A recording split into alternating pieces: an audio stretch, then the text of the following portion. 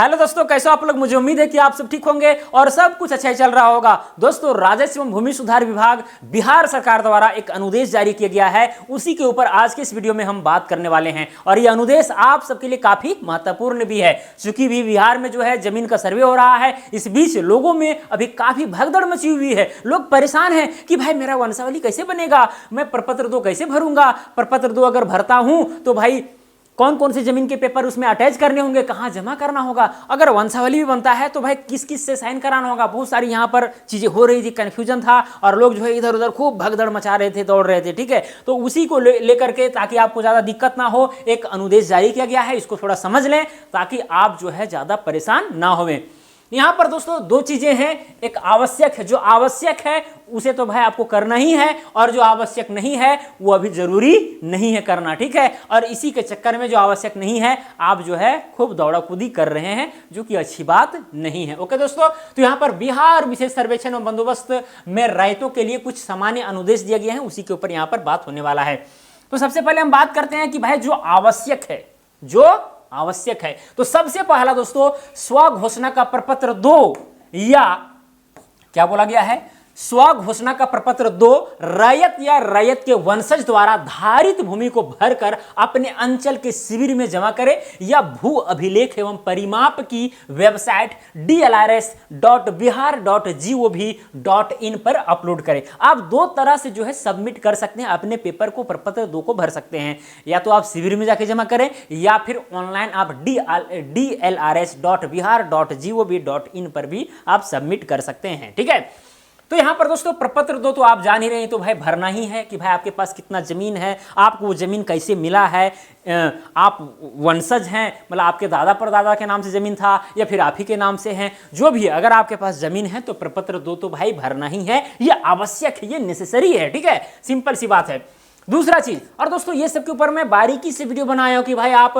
प्रपत्र 2 कैसे भरेंगे, प्रपत्र 2 है क्या। ठीक है, मेरे चैनल पर वीडियो आपको मिल जाएगा, एक प्लेलिस्ट भी बना दी है आप सबके लिए बिहार भूमि सर्वेक्षण करके, तो वहां पर आपको हर वीडियो जो है सर्वे संबंधित मिल जाएंगे। ओके, चलिए अब दूसरा नंबर जो आवश्यक है, खतियानी रैयत या जमाबंदी रैयत के वंशज स्वयं प्रपत्र 3 में वंशावली तैयार कर अपने अंचल के शिविर में जमा करें या निदेशालय की वेबसाइट इतना पर अपलोड करें।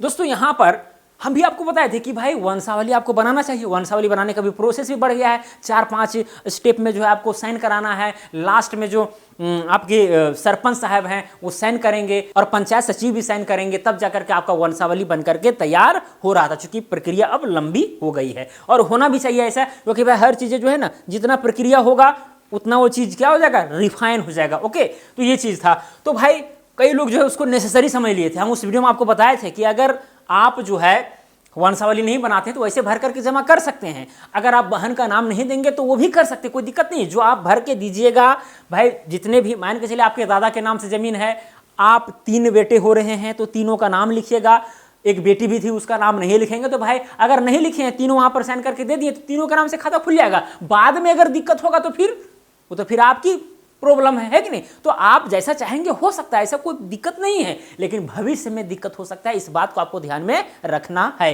कई लोग ऐसे कर रहे हैं कि भाई अपनी बहन बेटी बुआ ये सब का नाम दे ही नहीं रहे हैं, ताकि उनका नाम से खाता खुले ही नहीं। अगर दीजिएगा तो फिर जो है वही आपको काम कराना होगा, क्या चीज़ का, एनओसी वाला, फिर जो है मामला फिर बढ़ जाएगा, लेकिन वो जरूरी नहीं है, इस बात को आपको ध्यान में रखना है। वंशावली जो है स्वयं बनाना है, ठीक है, जैसा आपको लगता है, जिनको जिनको हिस्सा मिलना चाहिए वंशावली बनाइए और जमा कर दीजिए, इसमें कोई डाउट नहीं होना चाहिए। ठीक है, तीसरा नंबर, राजस्व रसीद की छाया प्रति, राजस्व रसीद जो रसीद कटा होगा उसका छाया प्रति स्व घोषणा के साथ संलग्न करें। ठीक है, जो उसका रसीद होगा, जो आपके पास जमीन है, जो आप वहां पर प्रपत्र 2 भर रहे हैं, उसके साथ जो अटैच कर रहे हैं जमीन के पेपर, तो यहाँ पर राजस्व रसीद होना चाहिए। ठीक है, और साथ में जो है स्व घोषणा के साथ उसको संलग्न करना, घोषणा भी करना पड़ेगा कि भाई ये चीज जो है सत्य है। ठीक है, तो ये सारी चीजें हैं।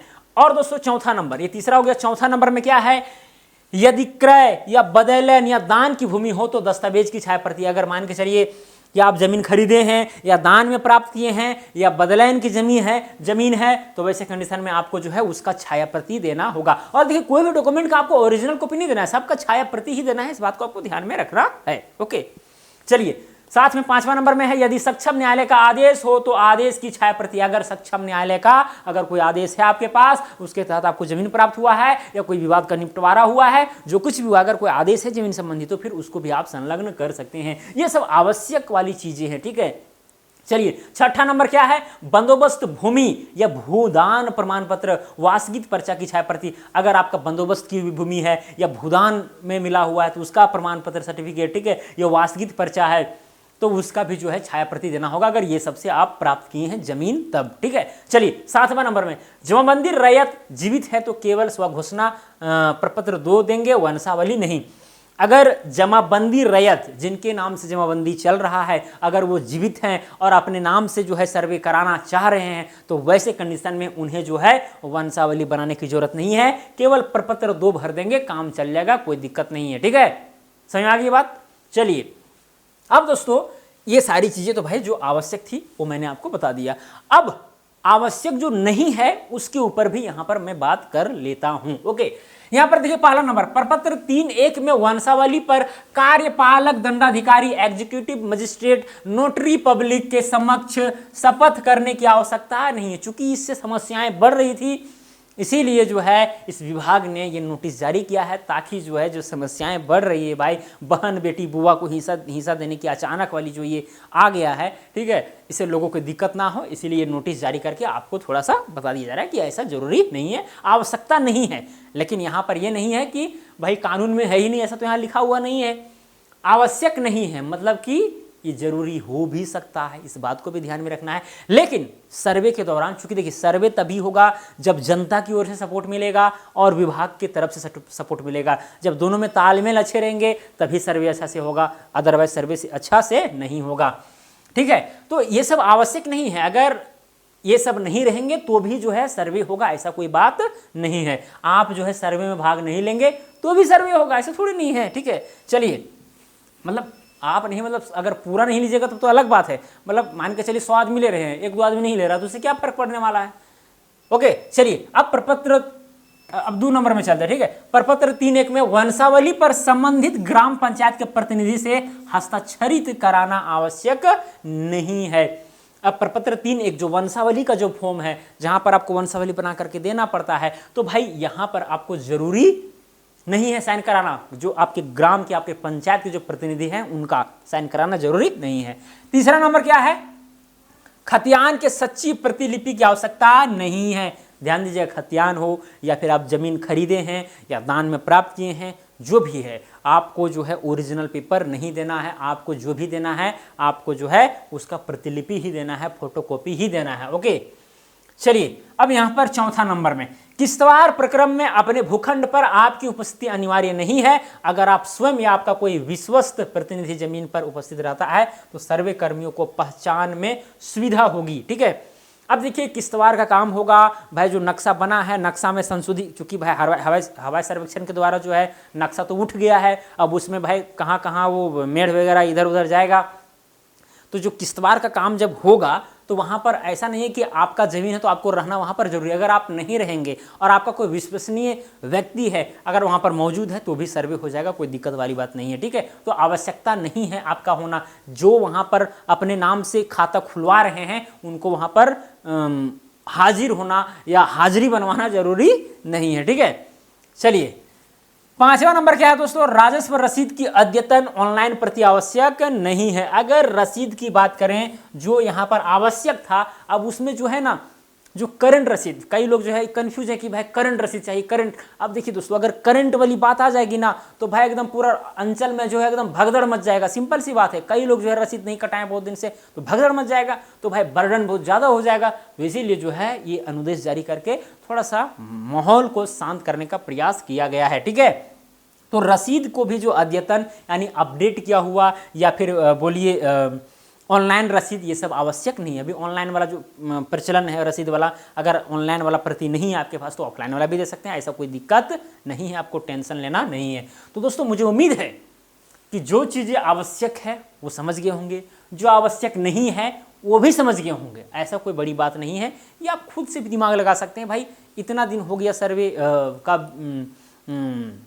जो घोषणा उद्घोषणा हुए तो फिर मुझे उम्मीद है कि आपको सारी चीज़ें समझ में आ जानी चाहिए, क्योंकि भाई सर्वे का जो कोई भी बात है ना एकदम वायरस जैसा फैलता है कि भाई क्या होने वाला है, ये होने वाला है, एकदम वायरस जैसा पूरा फैल जाता है। और गांव में तो कहना ही नहीं है, कोई भी एक छोटा सा भी घटना होगा ना तो फिर कहना नहीं है किस तरह से फैलता है, ये सब आप लोग भली भांति परिचित हैं।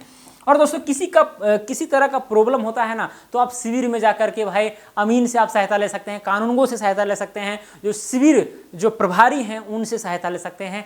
फ़ोन नंबर भी जो है यहाँ तक कि डिस्ट्रीब्यूट किया गया है, ठीक है।